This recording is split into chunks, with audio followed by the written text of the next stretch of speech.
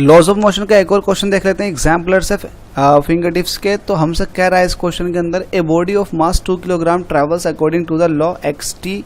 ये पोजीशन है जो कि टाइम पर डिपेंड कर रही है, जिसमें दे रखा xt का एक एक्सप्रेशन जिसमें आपको p कांस्टेंट, q कांस्टेंट और r कांस्टेंट की वैल्यू दे रखी है। तो आपसे पूछा फोर्स बताइए t बराबर 2 सेकेंड पर। तो देखिए फोर्स निकालने के लिए आपके पास फोर्स का फॉर्मूला होता है मास इंटू एक्सीलरेशन। अभी यहाँ पर फोर्स निकालने के लिए एक तो आपको मास की रिक्वायरमेंट है, दूसरा आपको एक्सीलरेशन की। तो यहाँ पर मास आपको गिवन है, बट यहाँ पर आपको एक्सीलरेशन निकालनी है। तो एक्सीलरेशन निकालने के लिए आपको क्या करना पड़ेगा, अब ये आपको दे रखा पोजीशन वेक्टर, ठीक है, ये आपको क्या दे रखा पोजीशन वेक्टर। तो आपको पता पोजीशन वेक्टर से आप वेलोसिटी निकाल लोगे एंड वेलोसिटी से आप एक्सीलरेशन निकाल लोगे। तो देख लेते हैं आपके पास क्या, x is equal to P T plus Q T square plus R T की पावर 3। अब देखिए ये पोजीशन वेक्टर दे रखा, अब आपको क्या करना है, आपको निकालना वेलोसिटी। तो वेलोसिटी निकालने के लिए होता है change in displacement upon change in time. तो dx अपॉन dt, और dx अपॉन dt होता है डिफरेंशिएशन किसका, पोजीशन वेक्टर का। तो d अपॉन dt ऐसे रहने दो और x की वैल्यू पुट कर दो। क्या है आपके पास P T plus Q T square plus R T की पावर 3।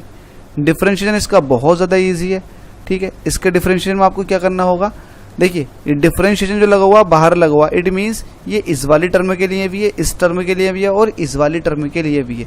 जिसके रिस्पेक्ट में डिफरेंशिएशन हो रहा है उस टर्म को देखेंगे, बाकी कांस्टेंट होगा। तो देखिए यहाँ पर t ये रहा, तो p कांस्टेंट है।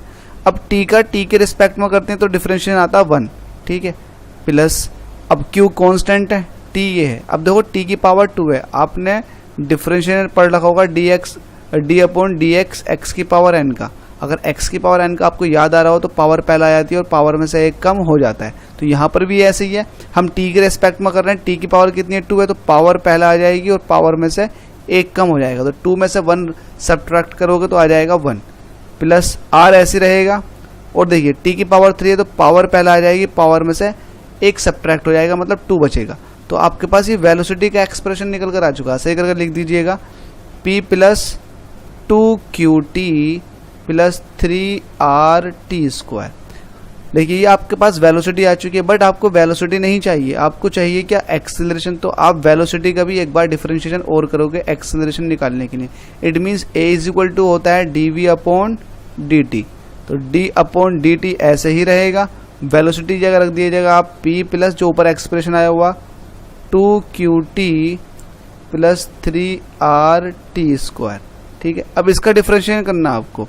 अब देखिए इसके पास t है क्या, नहीं है, तो जिस टर्म के पास t नहीं होगा वो 0 हो जाएगी वैल्यू, वो कांस्टेंट बन जाएगी और कांस्टेंट का डिफरेंशिएशन होता है 0, ठीक है। अब यहाँ t के रिस्पेक्ट में कर रहे हैं तो यहाँ t कितना 1 है, तो यहाँ पर t का t के रिस्पेक्ट में करोगे तो 1 आ जाएगा, क्योंकि मैंने अभी आपको ऊपर यहाँ भी समझा रखा था t का t के रिस्पेक्ट में 1 होता है।